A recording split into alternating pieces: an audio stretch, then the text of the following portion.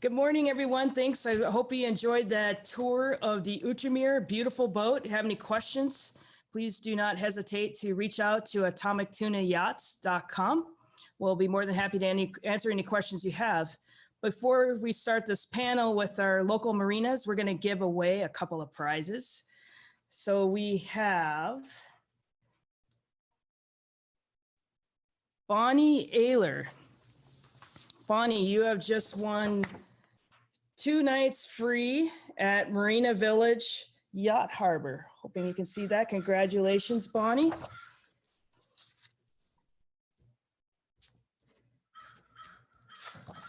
Please get a hold of us so we can send that certificate to you. And then let's give away another Atomic Tuna hat. And hope I'm pronouncing this last name correctly. Paul Sifka. Paul Sifka, you just won Atomic Tuna hat. Congratulations.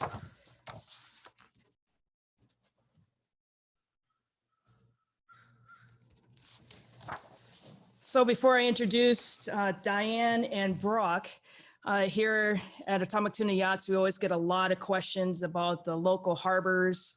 What are the rules? What are the projects? What's the best harbor? Live aboard? How long is the wait list? And just a bunch of things if you're not used to boating, new to the area.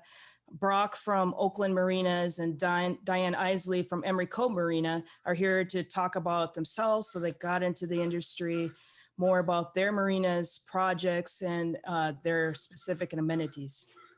So we have Brock from Oakland Marinas, that's Jack London. And so Brock, you want to give a little bit about yourself? I actually, at the end of my career as an IT manager, I had my folk boat hauled out at the Svensson's Boatyard in Alameda. And Sean and Sven said, "You ever going to work again?" And I said, "I've got no idea." I was in my early 60s then. And I said, "Why do you ask?" And they said, "Well, our harbor master is heading out to go cruising. Would you like to be the harbor master of the Alameda Marina?" And I said, "Well, I don't really know anything about that." And they said, "Don't worry, just shadow the current guy for a month and you'll be fine." And so that started in 2011. And for 5 years, I was harbor master there. 530 berths, 37 buildings on shore that we rented out to a variety of businesses. But in late 2016, there was a bit of a falling out between the developer of the property and the Svensson family. And since my loyalties were with the Svenssons, I lost my job then. But about a year later, the harbor master position opened up for the Oakland Marinas. And Oakland Marinas actually comprise 5 different basins, from Jack London Square at the west, all the way down the estuary to Union Point. So again, a total of about 530 berths. They're all cement docks. Jack London, of course, is our premier marina. There's a lot going on there in terms of restaurants and a Sunday farmers market, Yoshi's. There's theater is close by. So a nice venue there. We have the Embarcadero North 1 and North 2. These are just east of the new Brooklyn Basin project. That's a $3.5 billion development that's going on the estuary. The first building is completed and renting now.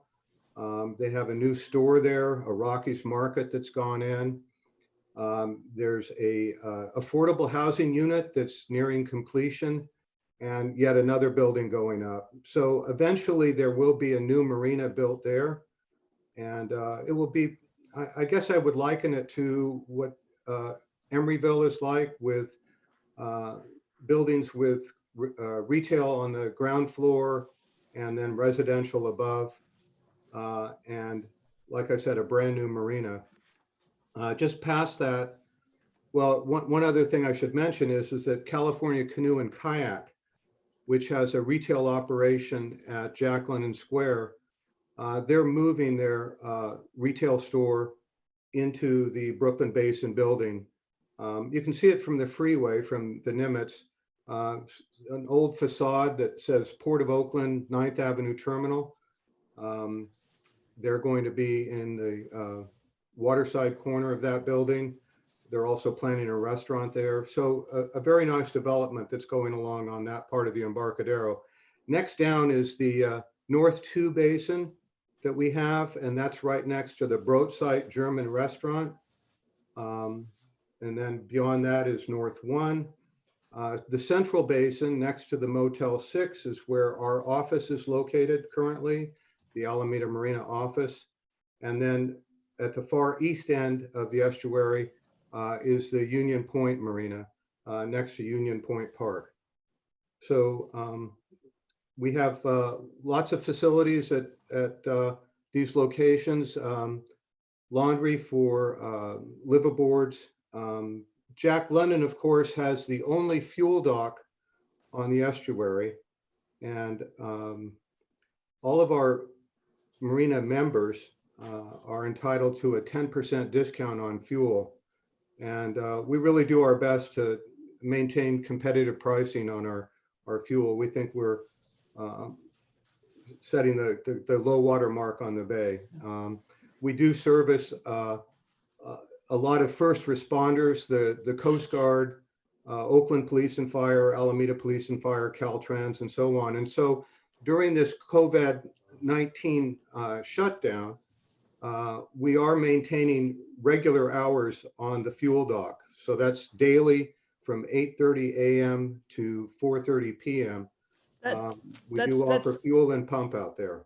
That's great, Brock. I just see that. Thank you for that introduction. I just saw that Steve Meckfessel was able to join us. So I wanted to welcome him from Marina Village. So just a reminder, if you're just joining us, we're talking about with the local harbor masters from Oakland Marinas, Emery Cove, and Steve Meckfessel from Marina Village. So Diane, could you talk a little bit about yourself and how you became a harbor master and some things happening in Emery Cove? Thank you, Geli. Good morning. Thank you for having us. Hello, Brock. Hi, Steve. Hi. I started working at Emery Cove 34 years ago in 1986. I was actually born on a boatyard that my grandparents and my father owned on Lake Michigan. So I've been around boating my entire life. I went on a one-year sail from Southern California to New Zealand. And when I got back, I had to get a real job. I put an ad in the paper for Emery Cove, who was looking for a temporary part-time position. 34 years later, I'm still here. It's been basically my entire career, and to have a team here at the Cove to work with. So that's how I got into my position. I had an accounting background, and it's an odd combination of talents that you need to be a harbor master. Emery Cove is unique in several ways. We're right smack in the center of San Francisco. So when you exit our harbor, city front, Alcatraz, Treasure Island, Sausalito, to the right is Richmond, to the left is the estuary. So it's a wonderful location to take a day excursion anywhere in the middle of the bay. We have operated and were built as a docominium marina since we opened in 1986. All of the 460 berths here at Emery Cove are privately owned. So we rent slips just like all the marinas, and also sell slips as an investment. That being said, we fund a little different than most, and we have obligation to have all of our funds in the bank before we start a project. We just started a very large project 2 years ago. We were doing a full dock renovation. So we are rebuilding the entire marina with aluminum substructure, epay, hardwood decking, docks. We're about 70% done. We have 6 of 8 docks completed, and we're very excited about the project and the quality of the docks. They're structure marine docks from Montreal, Canada.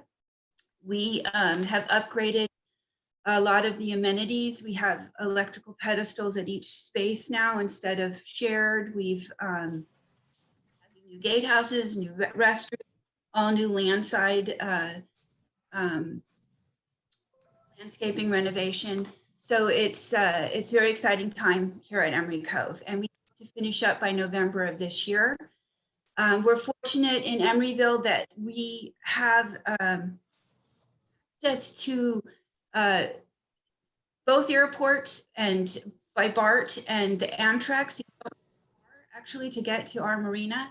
The Emery Go Round is a free bus that services the community. We have grocery stores, we have an outdoor mall, we have shopping, all accessible from the harbor and through the free bus Emery Go Round. So it's kind of a unique opportunity for people to come and visit or boat without using public transportation. It is a perfect location, Diane. Yeah. And Don't you have a nice bar really close to? We have Bar Trader restaurant? Vic's. Every harbor should have a nice bar. We do have a nice bar. And the Emeryville Yacht Club is here. We're actually in a cove with 2 marinas. Marina and Emery Cove share a cove together. So there's about in this cove here. We're very well protected. We don't have surge. And it's a very nice community. Our board of directors have all been involved in the harbor for a minimum of 20 years. Some of them have been here since we opened. They care about the place. They work very closely with me. A lot of people like the ambiance here. More strict than most marinas, but it's nice and very well kept. I agree. I've actually known Diane, I think, since I was Very young. very young. So she saw me literally grow up. So Steve, we have a wonderful live aboard community here too, and I'm very proud of the boards. They're very helpful, very much part of the community. Geli is here, and we're very fortunate to have you. Thank you.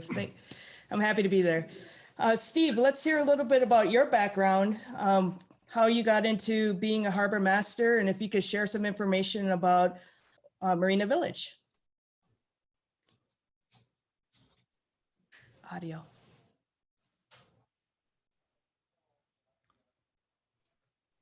Hold on a sec, Steve. We got a little technical glitch. Can you turn him on?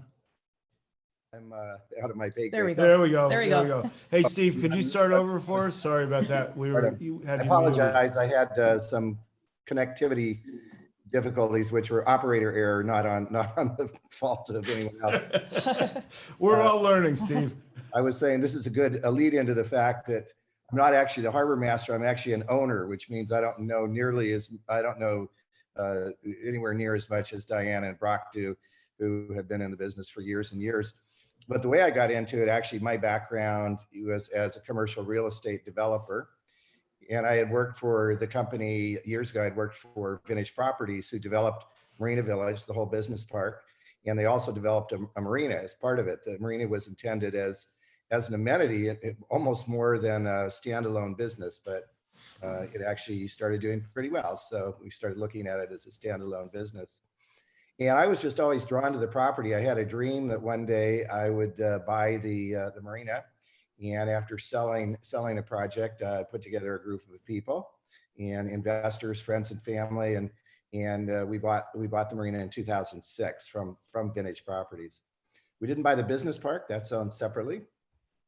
But one of the nice things about the project is that it is part of a mixed-use project. So we're next door to residential development. There's restaurants, 2 yacht clubs, lots of shopping in the area, and so forth. So it still benefits from that, as well as having shared parking with the business park. So more than anything else, might be a different way. I was just drawn by it because I worked on it. I thought this is just a great property. It was a nice way to be around something that was more fun, really, I think, than commercial real estate. And as most of us will testify, it is more fun probably about 95% of the time. And so that's kind of how I got into it.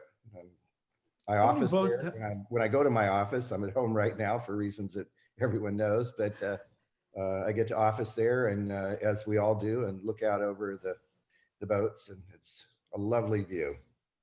How many boats are at the marina, Steve? We have about 720 to 30 slips. As Diane mentioned as well, we have a lot of liveaboards. We do have our pretty close to our 10% liveaboards. We also have transients, people who might be there for a period of a few months, going on a cruise that can stay there for a couple of months. It's not their permanent home.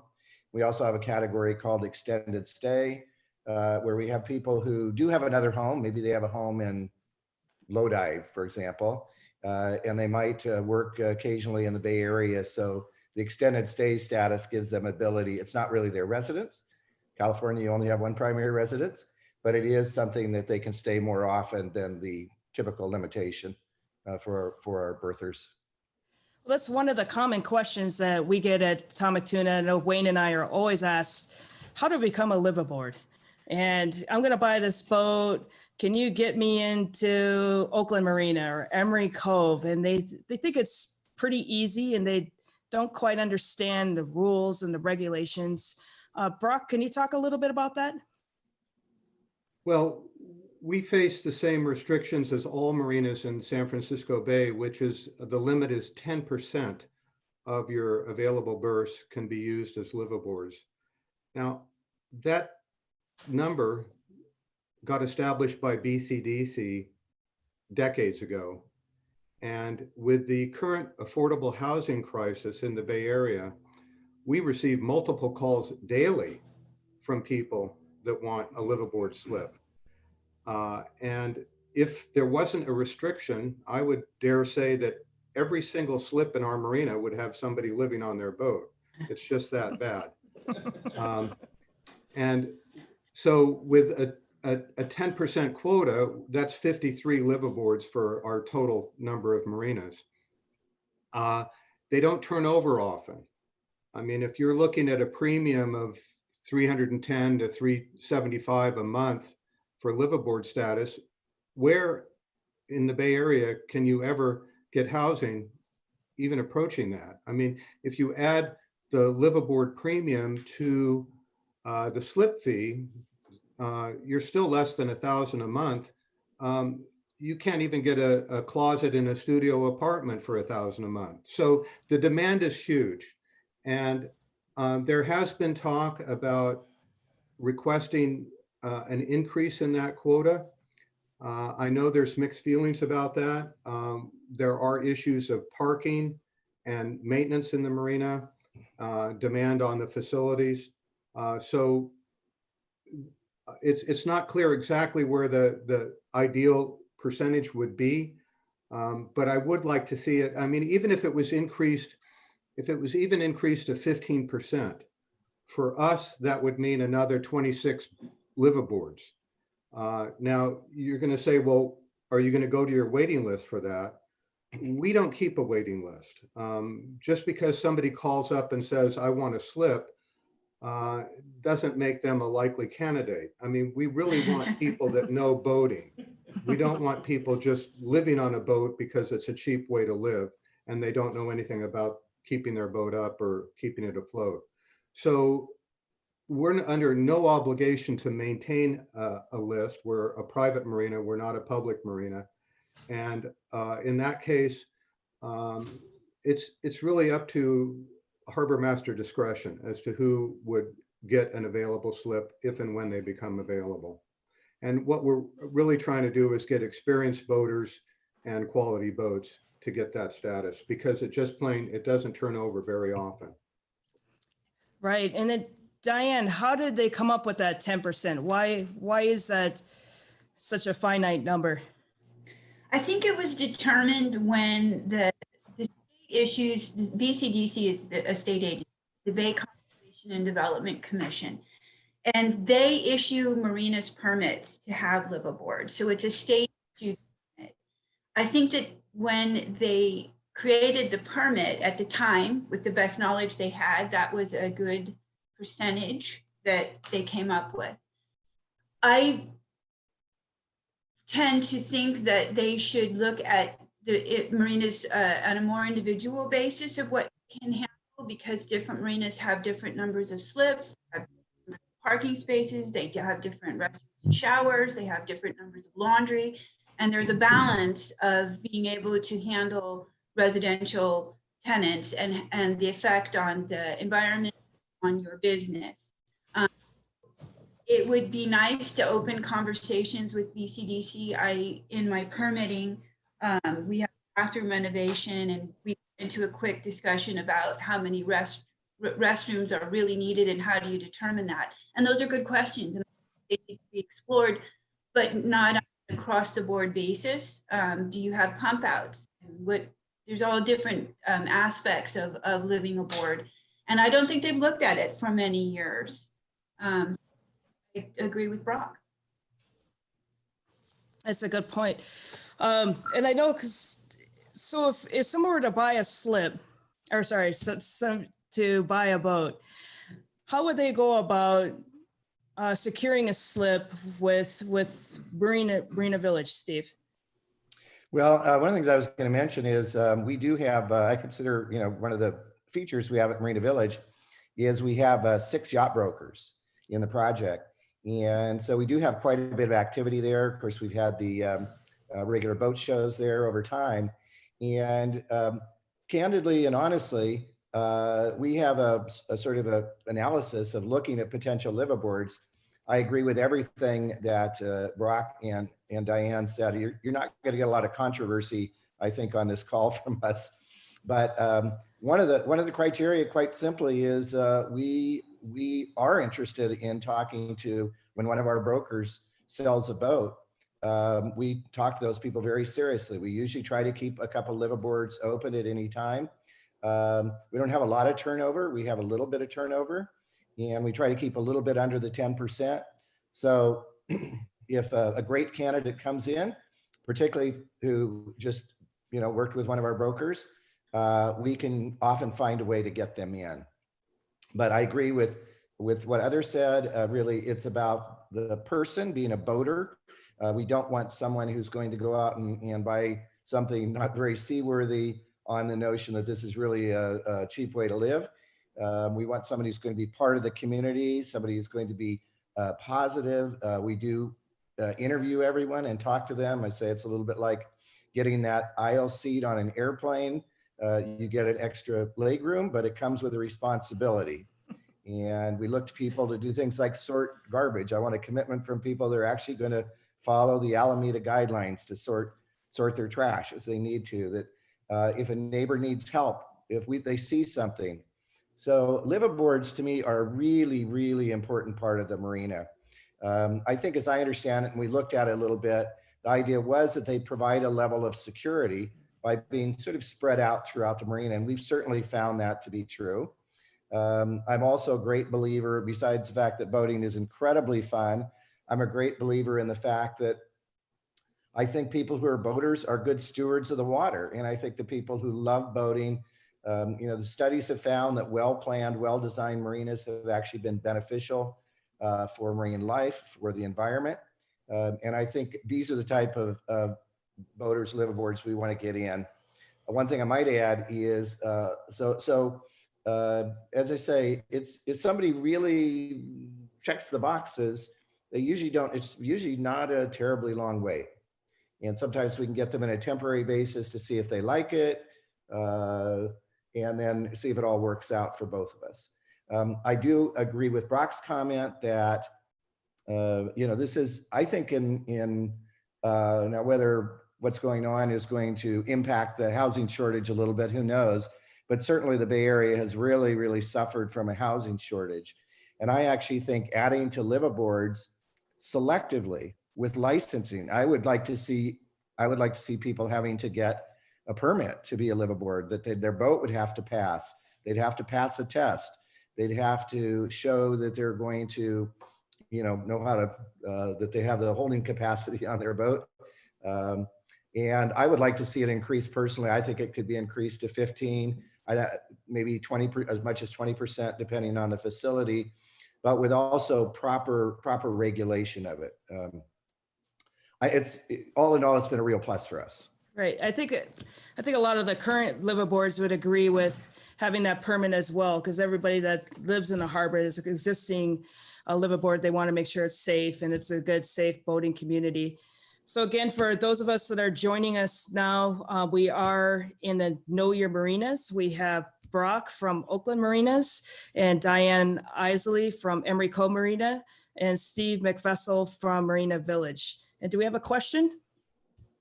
Yes, we do. This is from Greg. The BCDC regulation is 10% liveaboard for all marinas, but not all marinas allow liveaboards at all. Has the BCDC considered allowing marinas to transfer from a marina that does not allow them to be in the marina at all? So If you want. could you hear that question? Yeah. Okay. So any marina can apply for a liveaboard permit at BCDC. They go through their process to approve the marina. They've started focusing a little bit on pump outs in the last 10 years, pump out service. So some of the facilities that didn't have liveaboards may not have had that in the past. There are options now with mobile pump outs. Sewage waste has become a very forefront of living aboard. We actually have an annual check with our liveaboards. You can report that how you dispose of your waste, or you can have an annual check of your Y valve, and we tag it. And if the tag's changed, you're in trouble. So I think BCDC is open. At one point during one housing crisis, I think in the 80s, they actually sent a outreach to marinas saying we would like to have more boards. They are approachable. I have not had a lot of problems working with BCDC. They just have their process and you have to meet it. So I would encourage the marinas who want liveaboard status to reach out. Great question. Yeah, this is Steve, and I think it's a terrific question. And there is a bit of an opening to apply for more liveaboards. There is some language, I can't remember exactly what it is, but it is in the regulations.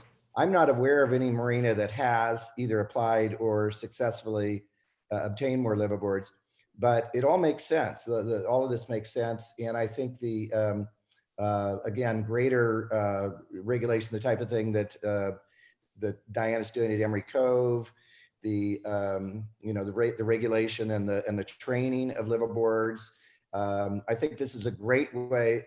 I think it's more cost effective, and I think it's more environmentally sound than building new suburban housing, for example. So it's something that I think will get continued discussion. One thing that's interesting is sometimes people that have a liveaboard slip will market their boat saying that they're a liveaboard with the idea that that can be transferred. And clearly that's not in the cards.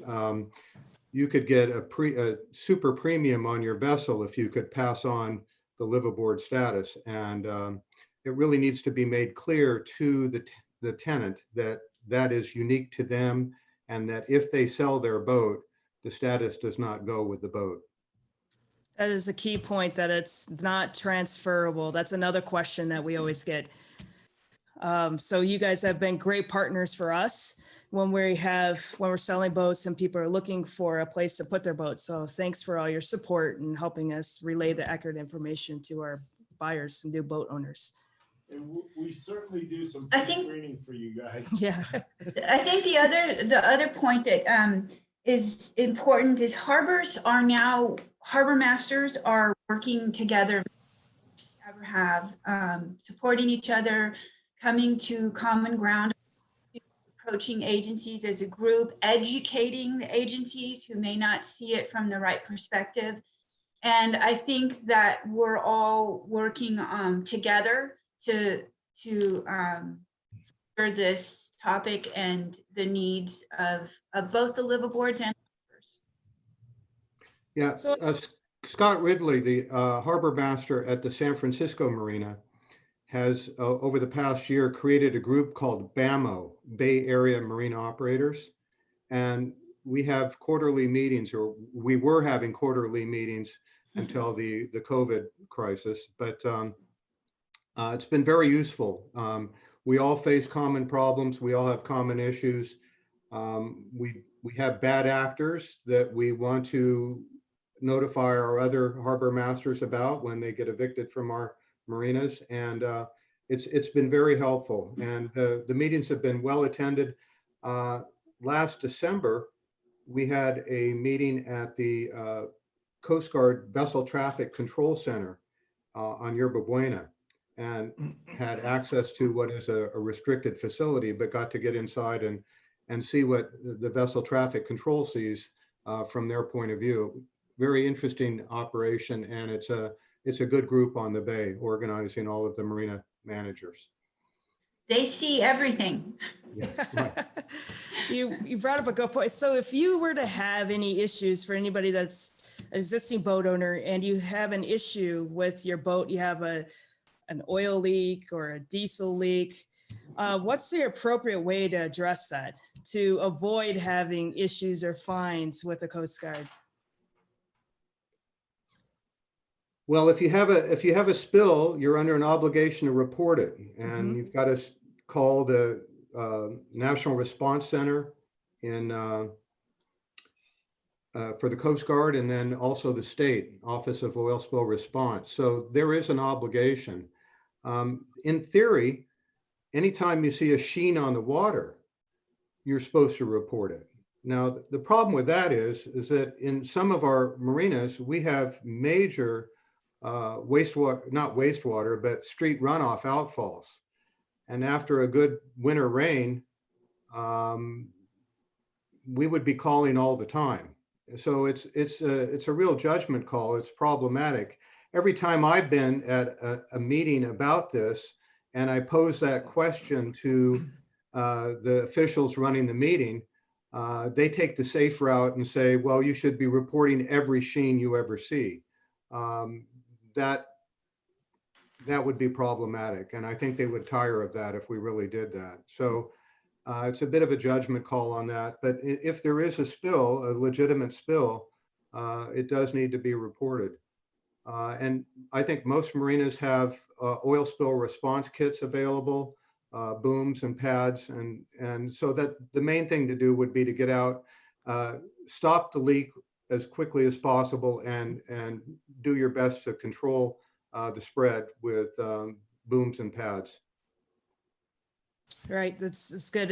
A lot of people need to know where those spill kits are, who to contact at the local harbors to get help, so you can contain that right away and notify the Coast Guard. Well, most marinas probably have their own spill kits, but regionally, the Department of Boating and Waterways has provided grant funds to first responder agencies. And so, for instance, I believe the Oakland Fire Department has a trailer that has large quantities of boom and spill kit material. And so in the case of a major spill, they would be the first to get out and get things controlled.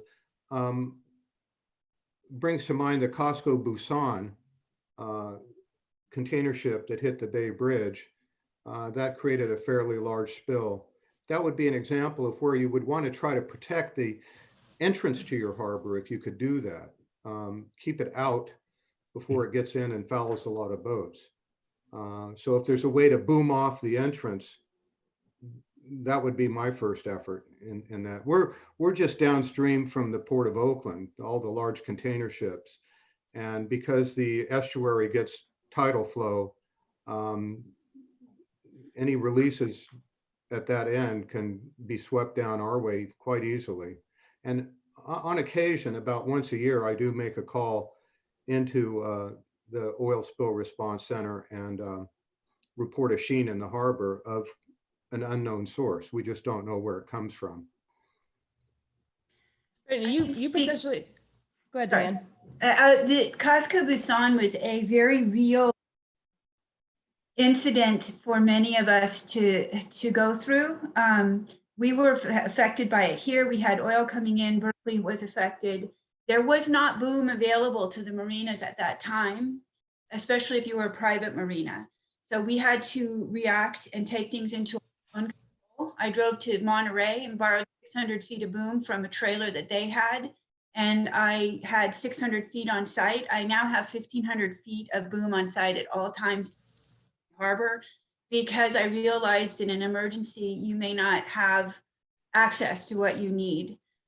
In that group, the Bay Area Marina Operators, there's now a list of all the marinas and what boom we have on site in case we need to borrow it from each other. So I think that are, especially if they've ever been certified as a clean marina, there's a clean marina certification, a clean marine program.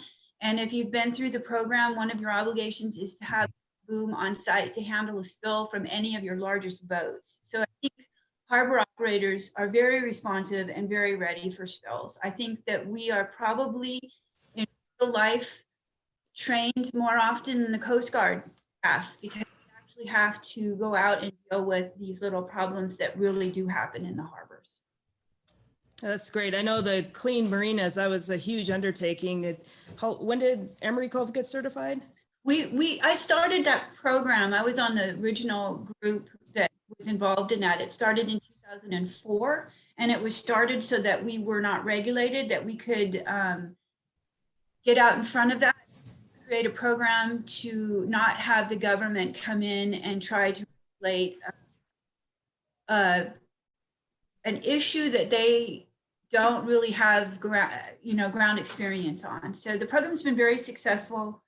It's been recognized by many cities and the Department of Boating and Waterways in the state. So I think a lot of harbors have emergency items, and our job is to educate the boaters so that that doesn't happen.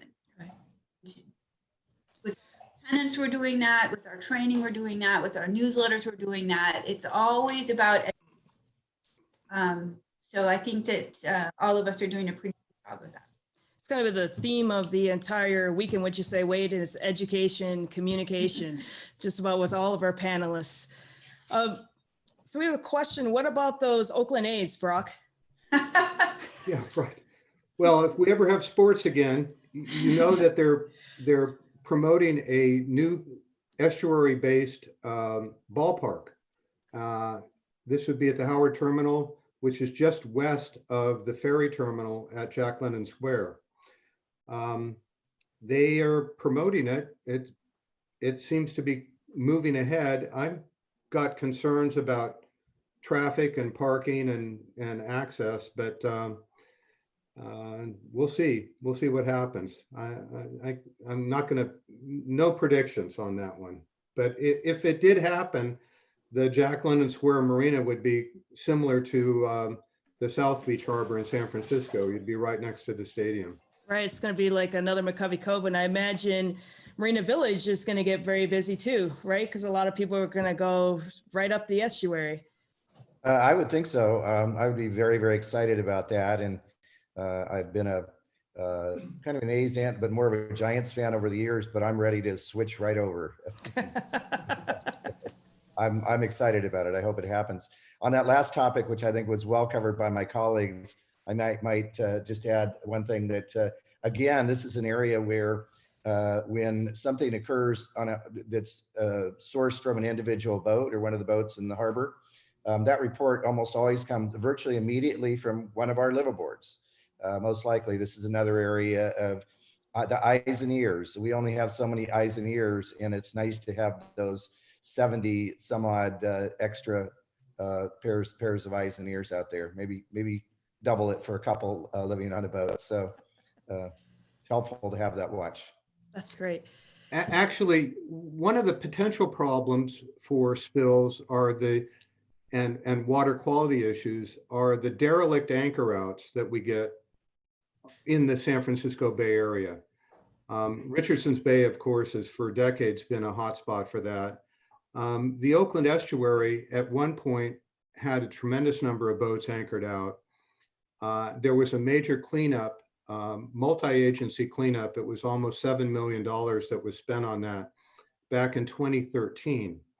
And after that happened, the agencies that were involved, EPA and State Lands Commission, basically said, it's up to you to keep it clean. We're not going to do this again. And to a large extent, the Marine patrols from both Alameda and Oakland have done a good job of maintaining that. But in that bad windstorm that we had about a month and a half ago, there were 2 anchored out vessels in the Jack London Aquatic Center basin that broke away, and they drifted right across the estuary. One of them smashed into a couple of outside end-tie boats at Marina Village. Another one ended up in there. So now this becomes a burden to the marina operator. The Coast Guard won't really do much about it unless there's leaking fuel at that time. But Steve, it's my understanding that you had to get a diver to come and raise one of those boats that sank off the end tie, and that was a substantial expense in excess of a couple of $1,000s.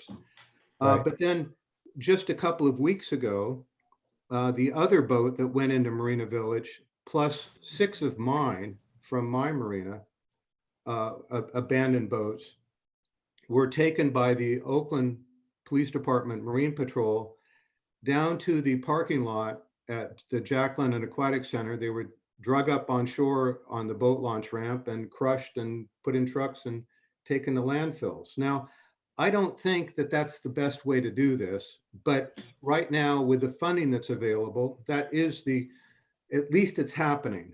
And the problem that some marina operators have, and I certainly have my share of it, is we have a lot of aged boats, the fiberglass boats from the 60s and 70s that have just wound down toward end of life. And they can come into a marina and they'll pay their fees, they'll show you their registration and insurance and be there for a few months, and then they can just walk away from it. And at that point, the marina operators have no alternative but to file a lien with the Division of Motor Vehicles. That takes months. And when it comes up for a lien sale, we are not selling the boats for a couple of $100 and saying, I don't care what you do with it, just get it out of my marina, because that just feeds this anchor out problem. And to deal with a boat commercially, to get rid of it, it's about $100 a foot or more. And you're already in debt on what you're owed on the vessel, on the account, and there's just not that kind of money available. Now, the Division of Boating and Waterways has funding through what they call AWAF, Abandoned Watercraft Abatement Fund, and VTIP, Vessel Turn-In Program. But the only people that can apply for that funding are government agencies. Private marinas cannot apply for that funding. And so on the estuary, we're dependent upon the Oakland and Alameda Police on a regular basis to apply for that funding so that they can do these periodic cleanups in a responsible way. And I just think that that program needs to be expanded. I think there needs to be better recycling efforts made. In Europe, apparently Holland is very proactive in terms of dealing with recycling old boats. The fiberglass boats are chopped up, but instead of going to a landfill, they use it in paving for roads. So I would like to see something happen at a statewide level where we're dealing with end-of-life vessels, because I think it's a severe problem, and it's only going to become more critical as time goes by. And every slip that we have that has an abandoned vessel in it, aside from us not getting revenue for it, that eliminates the possibility of getting a new boat in. So I would think that the boating industry itself would be interested in supporting this, because if you don't have slips, you can't sell boats. If you can't sell boats, everything stops. So we got to get rid of the old boats in a responsible way. That's my soapbox for today. Very good point. Thank you, Brock. For those of you just joining us, we are speaking with three of the local harbor masters, Know Your Marinas. We have Brock from Oakland Marinas, Diane Isley from Emery Cove Marina, and Steve Meckfessel from Marina Village. Diane, you mentioned when you introduced yourself about the docominiums. How does that work? We were fortunate when Emery Cove was built to be granted the land rights. We actually own the water space here. Other marinas in the bay are the same, but we developed a subdivision map, and the slips are actual real estate. They have parcel numbers, so you purchase them just like a home or a piece of land. If you have your boat in the slip, it can second home as far as tax write-offs go. Many purchasers who've purchased property have purchased them as rental units for income. So it's an investment. It's a way to get your money back from boating, if you want to commit to the location. You probably save about half of your funds from paying rent every month at a marina where you don't get that back. So it's real estate, and all of our slips, all 430 slips, are privately owned. And there's resales. We have had resales since we opened, and it's been quite successful. Very unique opportunity. So you're buying basically a cubicle of space, length and width of the slip, 7.5 feet below the tide at mean low water, and 76 feet up in the air. The docks are actual common area, and you have an exclusive easement to your dock. And the benefit of that is that the marina takes care of all the maintenance. So we fund for all of our projects through the Homeowners Association. We're a nonprofit.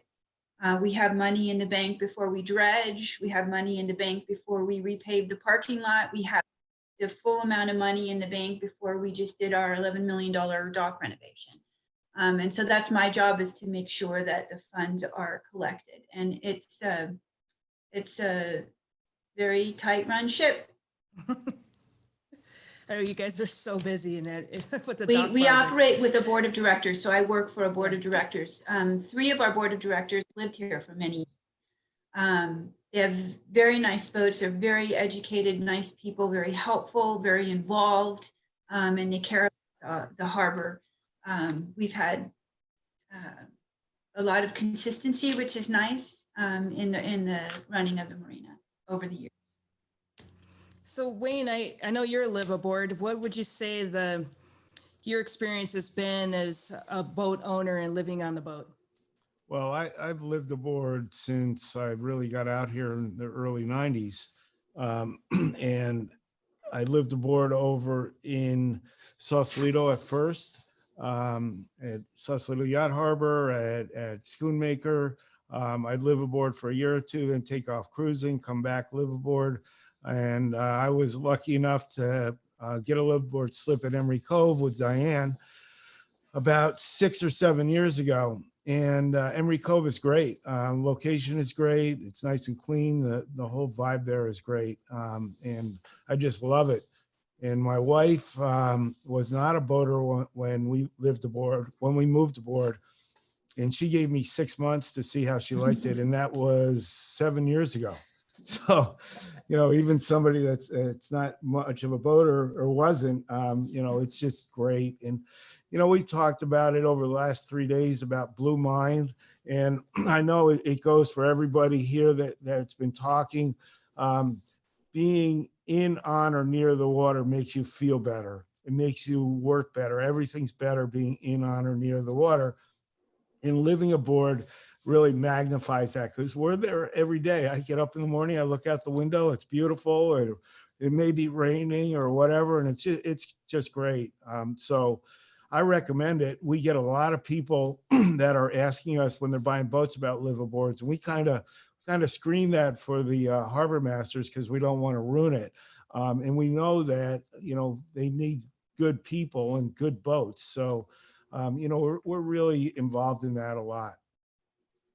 Great, thanks, Wayne. And Steve, we talked a little bit about the projects before you joined at Oakland Marina and Emery Cove. What's happening in Marina Village? Well, I think what's happening is, we're continuing. We try to make incremental improvements all the way along. We have concrete docks, and we're always doing things to improve the docks. We're making some security improvements, improvements in terms of also, one of the things is we now have moved trash recycling out to the docks. We, like all of these marinas here, I think we have a great community of people. It's beautiful views. You're talking about live aboard. I lived at Barn Hill Marina for 8 years on my floating home there. It was the same view our live aboards had, looking out over to Oakland and the Oakland Hills and across the estuary. And just what Wayne described, I could say between living and working on the water, my life was really about the water, and it's a very calming influence. So we just try to really respond to our berthers, keep the docks in great shape, always looking for great berthers and great boats. With the same, we address the challenges that we've had when things vary from that. And of course, as I'm sure Brock and Diane do, a lot of my time is disproportionately goes to some of those challenges. The things that go really well happen pretty smoothly, and that's most things every day. You get happy people walking in the office 99% of the time. And then when the other things come up, we just have to sort of deal with them. But I feel really honored, and this was a dream of mine to own Marina Village, and it's actually been a dream ever since. One thing I might mention that Brock said, and that was, I got a little education from Brock on that. As I said, the harbor masters know more than I do, and Sandra is not here to talk, so I'm representing an owner's perspective. But there is that challenge of the maybe the boaters that have been with you since day one. There are people who were in the marina since the 80s, and they had a nice boat back in the 80s, and they were taking care of it, and they paid their berthage fee all along, and they're really nice people, but their boat's getting to the point of needing retirement. And that's one of the issues that we think about. We'll have several lovely, beautiful boats in a row, new boats bought from some of our yacht brokers in the project, and then we might have somebody next to them that's just not taking care of the boat. So, but as I said, it's just kind of the day-to-day of trying to keep on top of things, keep people happy, keep the customers happy. I think all of you are doing an excellent job. I know as a live aboard myself, I've been living on the boat for 5 years. And the first 4.5 years was in Emeryville Marina. And now I'm in Emery Cove. And I think my favorite time of year is Christmas, because I love to see all the boats decorated and to come home at night from work and just to see the lights up the mast, the power boaters. That's the only time that I wish I had a mast, because I could be a little bit more creative with my lights. But it's just a gorgeous time of year. In Emery Cove, they have a Christmas decorating contest. So that's fun to participate in. And Halloween with the trick-or-treating with the kids. For me, it's been fun to watch kids grow up on their boats, and they usually end up being pretty cool, responsible, well-educated, well-rounded kids. Some of them go into sailing. So it's just been a lot of fun just to see things change. People go off cruising. Some people stay around in the harbor.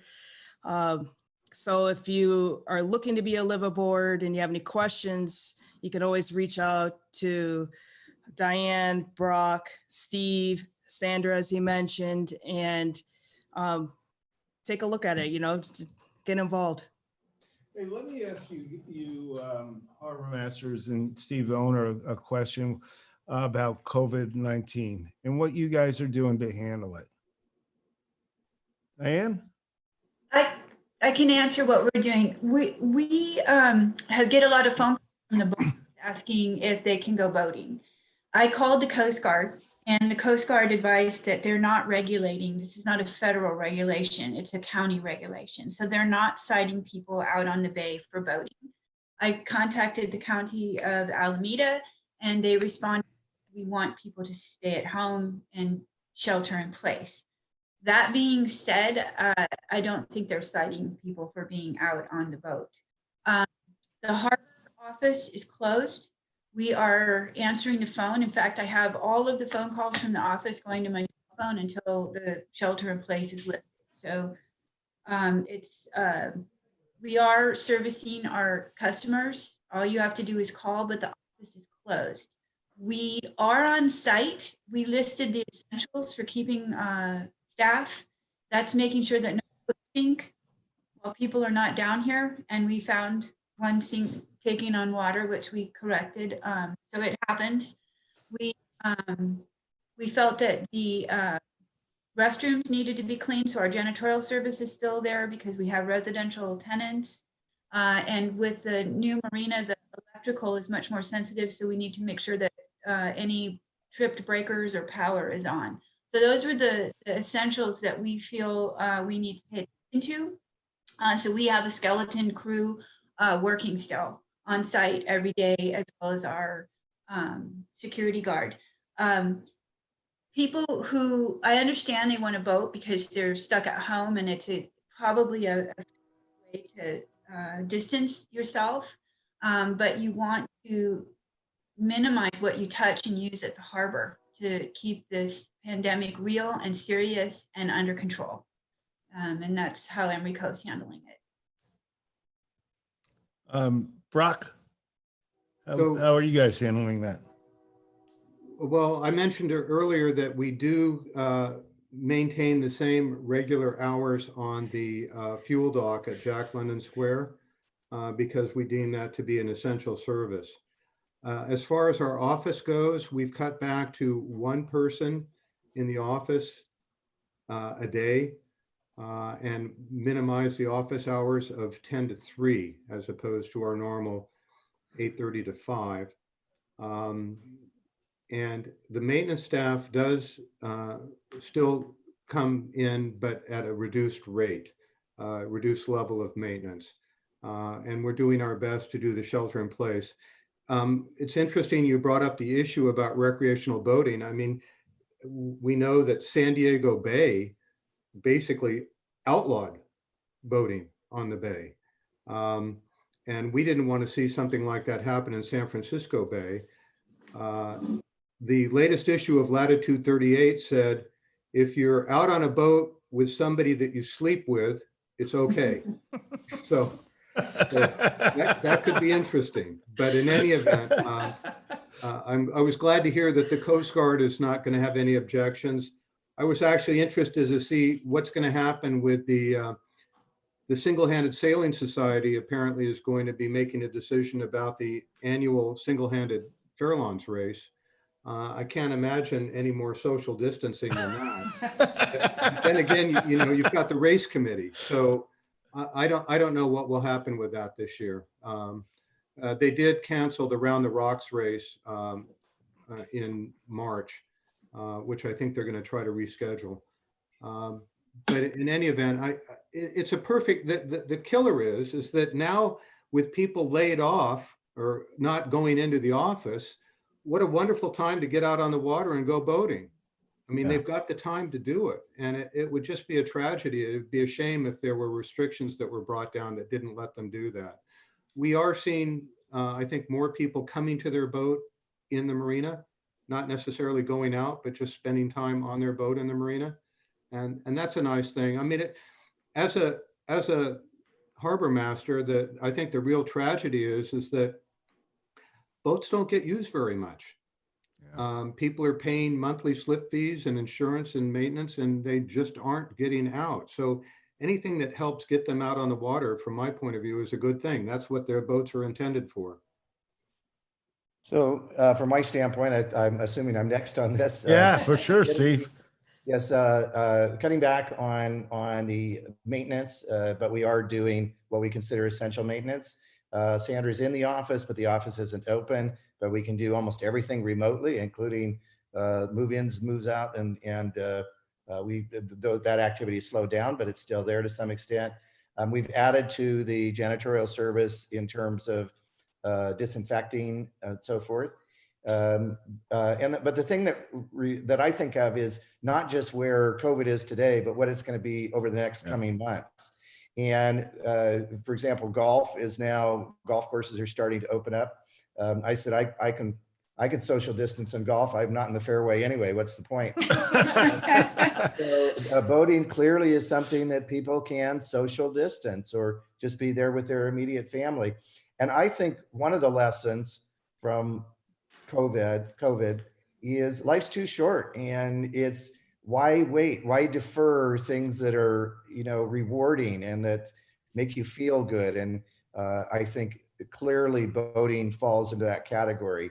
Is it really more important to pile up your portfolio, or is it more important to create experiences with that, whether that's through travel or again, through an activity like boating? So that's the lesson I take out, which is, boy, am I ready to just break out and have as much fun as I can as soon as we can do that. And I think boating's the next in line for that. We do have a lot of people sheltering in place in the marina. We do have signs advising them to keep social distance, to wash hands, to wear masks, and so forth and so on. But we know that a lot of people are counting on their boats for their shelter in place at this point too. So. Right, so I think we're just about out of time. So I really want to thank Steve and Brock Lappe and Diane Isley for joining us. I hope all the viewers found that to be very informative. Again, if you have any questions about getting a liveaboard slip or just a slip if you're a new boat owner, please reach out to the three of them or to us. And thanks again, and have a great day. Have a great day. Thank you. Thank you. Bye-bye. And we want to give away a few more prizes. So Wayne, what do we have? We have a certificate here for 1 year subscription to Latitudes and Attitudes.